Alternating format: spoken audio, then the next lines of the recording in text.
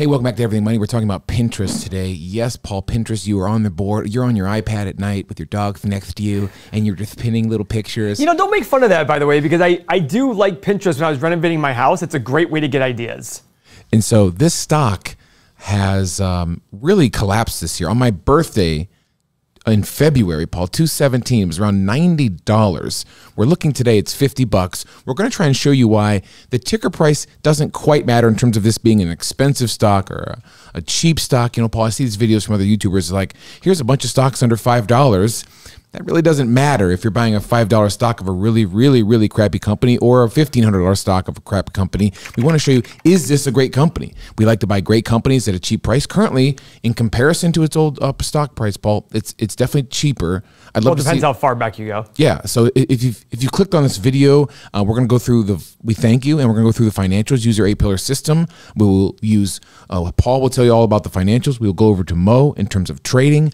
And yeah, revenue is up for this company, Paul, but the user growth is a little bit slower. And so why don't we crack open the Everything Money software and take a look at Pinterest. So first off, guys, follow us on Instagram. We have a new Instagram account too, but follow us personally. So look at this, Seth.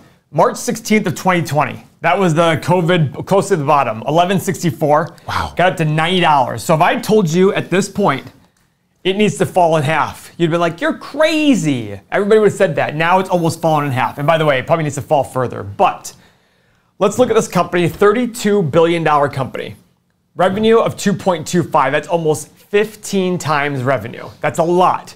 That's something we're going to look at over time.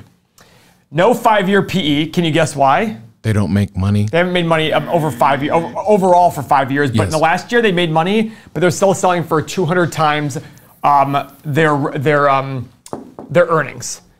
Last year's return on invested capital was high, 15.5%, but there's no return on capital in the last 5 years because they've made no money. They have no dividend. Last year's free cash flow was 374. So they're currently selling for 80 times their free cash flow over the last 90 times their free cash flow over the last year. So, guys, it already screams expensive, and it makes sense because it's a new company, it's exciting, it's doing great things, it's growing, etc. So everybody thinks, oh my God, this is the best thing ever. Yep. Now, Revenue growth is pillar number 3, Paul. I mean, look at this revenue growth over the last 5 years. Look at this revenue growth for the last 5 years. 293 million to 2.25 billion over the last 4 years. Sorry. Jeez, 10x. Oh, almost a 10x. 7-8 times, revenue growth. Jeez. Yeah, it's a big jump, and that's awesome. Yes. And people look at that and say, oh, if it's growing a ton, it's got to have way more potential in stock price. Not necessarily. Profit, lost 90 million, lost $1.2 billion, lost 400 million, made 160. Finally in the money. So yeah, but I mean, I got to think in the last year, a lot of people have gone to the internet because of shutdowns, etc. Shares outstanding, oh boy. They love issuing their shares. 450 million to 636 million. And if you look, this is something I rarely show, but if you look at the last line, average diluted shares outstanding, this means if everything was executed, like in terms of options and everything, they'd have 700 million shares almost outstanding. I don't think you've ever brought this up. What is this? I don't. This means basically if there's a lot of options out there for employees, a lot of convertible, if all of those things were executed, they'd have 692 million shares outstanding. That assumes no extra issuing of shares that the company decides to do. I think people have argued with you in the comments saying that some of these issues of shares is when they are growing and hiring more employees. And by the way, that's very true. I'd rather have them, yeah, but this is an indication the stock price is overpriced. Because if you're a company and you're sitting there saying, wait a second, I can either issue debt that'll stay with me forever, or I can issue shares that are very, very expensive to a lot of people who believe we're going to the moon, which one would I rather do? Yeah. If I issue debt and the stock price collapses, that debt is still, if I issue $1 billion of debt and that stock price collapses, that's still $1 billion in debt. If I issue $1 billion in stock and the stock price collapses, then all of a sudden I look at it going, well, I kind of issued maybe $200 million in stock, not $1 billion. And so I guess still got $1 billion in money, but I only lost $200 million in value. That's why issuing shares is so attractive for overpriced companies.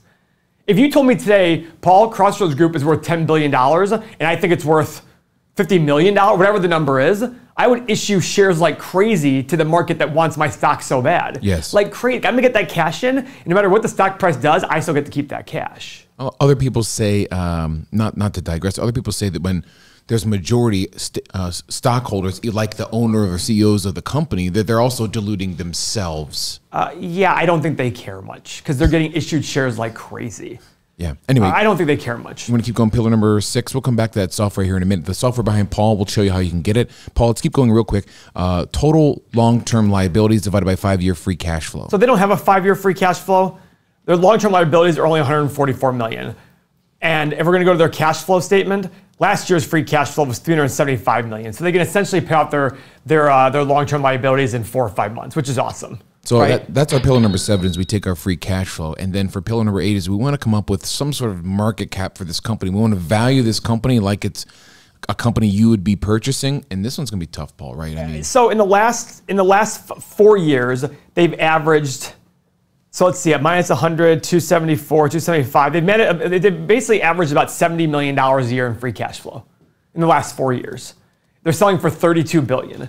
So what's $32 billion divided by 70 million? Oh God. 400 and some? 450? Yeah, 450. Yeah, 457.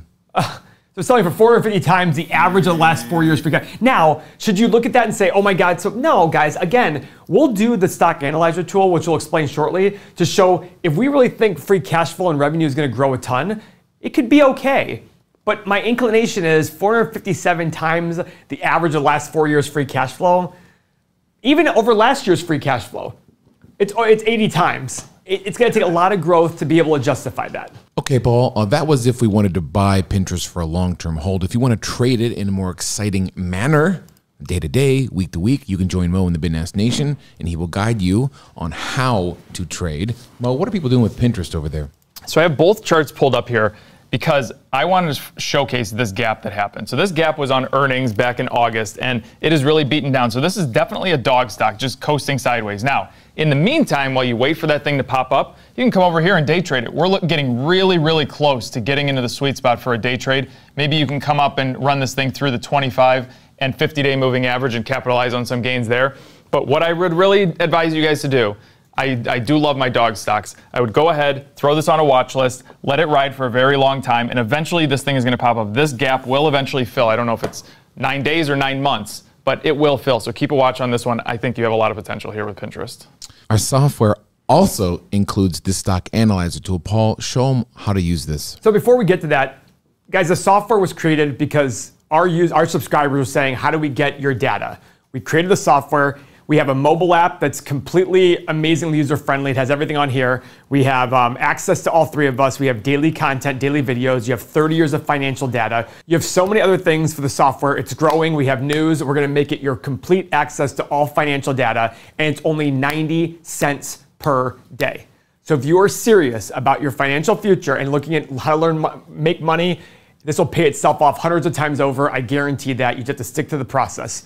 But the stock analyzer tool is one of the major things we have on there. Yep. So here's what I'm doing, Seth. The revenue growth, I mean, is it likely they're going to grow 84% a year for 7 years? I picked the 7-year analysis like I always do, right?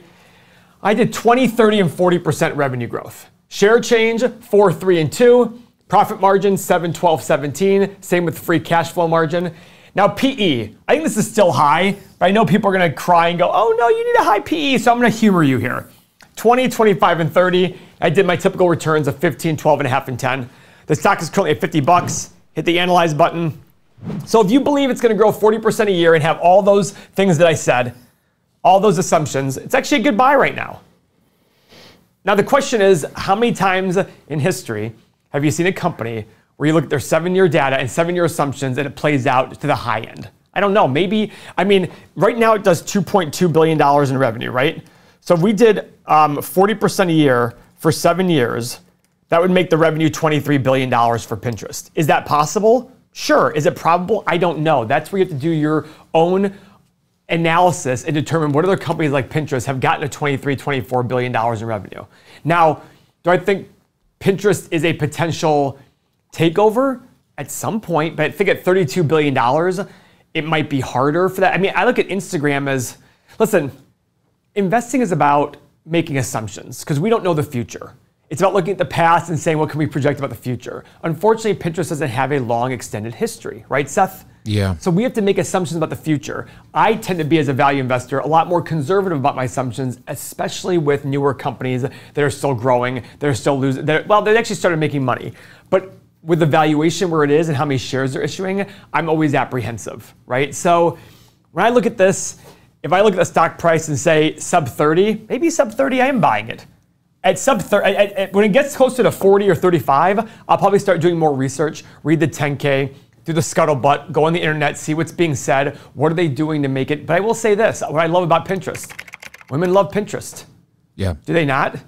Well, I'm in the wedding industry, and the brides just, I mean, they'll send me their boards, inspiration. They'll plan whole weddings using this. So I do think it has staying power. Does that mean it's always gonna, it's going to be for sure? No, but I do think for a company like Pinterest, I'd be willing to pay a higher premium. That's why I put 25 times revenue and cash flow while it grows and gets more interest. But I still do think that if I'm a business person and I'm like, for example, Facebook, and I want women on my platform, what am I going to do? I'm going to look at Pinterest and say, how do I acquire Pinterest? That's what I feel about Pinterest.